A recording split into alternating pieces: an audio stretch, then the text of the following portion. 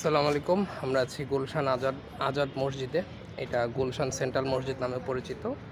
এখানে আপনার প্রতিদিন ইফতারি করানো হয় এবং খুব ভিআইপিভাবে করানো হয়। প্রতিদিন বিরিয়ানি থাকে বিভিন্ন রকম, একদিন পোলাও, একদিন কাচ্চি, একদিন তেহারি। তো দেখতে পারতেছেন আমরা আসলে এখন মাত্র জুম্মার নামাজ শেষ হয়েছে, কিন্তু অলরেডি দেখেন যে বিছানো শুরু হয়ে গেছে। মানে কি পরিমাণ প্ল্যানিং!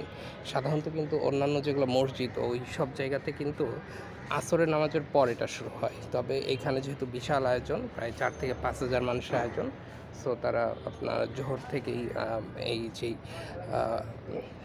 প্ল্যানিংটা, আয়োজনটা এটা শুরু করে দেয়। তো এই যে দেখতেছেন বিছানা বিছানো, এখানেই আসলে আপনার মুসল্লিরা আসরের নামাজের পরপরই বসে যাবে এবং এখানে ইফতারটা করবে। এখানে দেখতে পারতেছেন একটা মাঠের মতো আছে, এখানেও আসলে বিছানা বিছানো হয়েছে, কারণ এখানেও ইফতারের ব্যবস্থা করা হবে।